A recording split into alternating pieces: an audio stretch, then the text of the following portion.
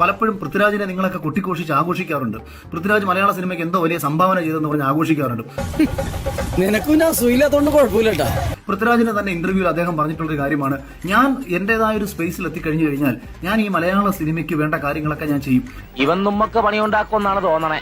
നോക്കൂ, നാളെ ഇതുവരെ ഒരു പുതിയ തലമുറയിൽപ്പെട്ട ഒരുവിന് വേണ്ടിയിട്ട് 5 പൈസ മുടക്കി ഒരു സിനിമ പോലും നിർമ്മിക്കാൻ താല്പര്യമില്ലാതെ സ്വന്തം കാര്യം മാത്രം നോക്കി ജീവിക്കുന്ന ഒരു നടൻ മാത്രമായിരുന്നു പൃഥ്വിരാജ്. അവിടെ പോയി ചത്തുടടാ.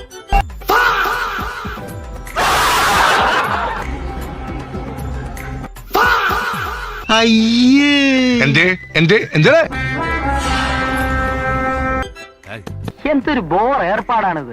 അദ്ദേഹം ചെയ്തിട്ടുള്ള സിനിമകളിലെ നായകൻ മോഹൻലാലാണ്. അയാൾ ഒരു സിനിമ സംവിധാനം ചെയ്യുന്ന സമയത്ത് അയാൾക്ക് എന്തുകൊണ്ടൊരു പുതുമുഖങ്ങളെ വെച്ച് ചെയ്യാൻ കഴിഞ്ഞില്ല? അല്ലെങ്കിൽ അയാളുടെ നിർമ്മാണത്തിൽ ഒരു പുതുമുഖങ്ങളുടെ സിനിമ വന്നില്ല? നിനക്കിതിന് മാസക്കൂലിയ ദിവസക്കൂലിയ ഉളുപ്പുണ്ടടാ ചക്കണക്ക്. എന്നാ പോവാൻ നോക്കടാ.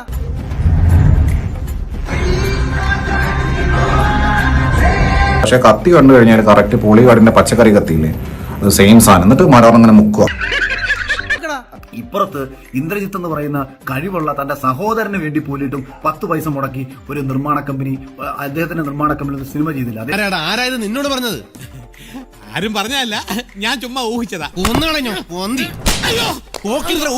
പാട്ടി ഈ ചെയ്തിട്ടുള്ള സിനിമകളും കഥാപാത്രങ്ങളും കണ്ടാൽ കോമാളിത്തരങ്ങൾ എന്ന് തോന്നിപ്പിക്കത്തക്ക കഥാപാത്രങ്ങളാണ് ചെയ്തുകൊണ്ടിരുന്നത്.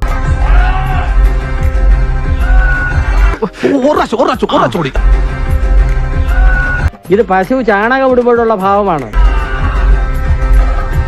ആരേലും ഒന്നും ഇത് പറഞ്ഞു നിർത്തറ, ഭ്രാന്തെടുക്കുന്നു. ഞാൻ പൃഥ്വിരാജ് എന്ന് പറയുന്ന ഒരു നടനെ വലിയ രീതിയിൽ ഇഷ്ടപ്പെട്ടിരുന്നത് ഏകദേശം 2010 ഇന്ത്യൻ റുപ്പിയോട് കൂടിയിട്ടൊക്കെ ഏറെക്കുറെ അവസാനിച്ചു.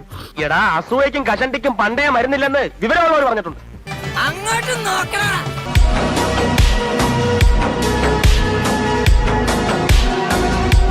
നിന്റെ ഈ ഒരു പ്രവൃത്തിയാണ് അണ്ണാ, നിന്നെ ഞാൻ വെറുത്ത് കേട്ടാ. എല്ലാ സിനിമകളിലും ഒരേപോലുള്ള ഭാവാഭിനയങ്ങളും കൃത്രിമത്വം നിറഞ്ഞ അഭിനയങ്ങളും നാടകം എന്ന് തോന്നിപ്പിക്കത്തക്ക സംഭാഷണ ഡെലിവറികളും ഒക്കെ തന്നെയാണ് പല കഥ. അതിൻ്റെ അകത്ത് അതാണ് അദ്ദേഹം നടൻ എന്ന രീതി ചെയ്തു വെച്ചേക്കുന്നത്.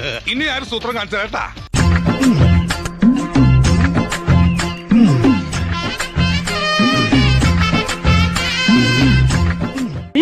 വന്ന ഭാഗം കാണാൻ പറ്റി, പക്ഷെ ഒന്നും കേൾക്കാൻ പറ്റില്ല. നല്ല സ്റ്റാൻഡേർഡ് കൂവലല്ലായിരുന്നു. എന്റെ ജീവിതത്തിൽ ഞാൻ ഇങ്ങനെ ചമ്മിട്ടില്ല. എന്തോ അല്ല, എന്റെ അമ്മായി നമ്മുടെ മുമ്പിൽ ഒഴിച്ചു എന്നെ തൊഴിൽ പോയില്ലേ. സീനിയർ ഡയറക്ടേഴ്സിന് മൂഡ് താങ്ങി പൃഷ്ഠം താങ്ങി ഇങ്ങനെ പിടിച്ചു കൊണ്ടു നിൽക്കുക. കാരണം കഴിവില്ല. കാര്യം സത്യമാണെങ്കിലും എനിക്ക് അംഗീകരിച്ചു കൊടുക്കാൻ പറ്റുമോ? തൽക്കാലം ഇത്രയും മതി. വരട്ടെ.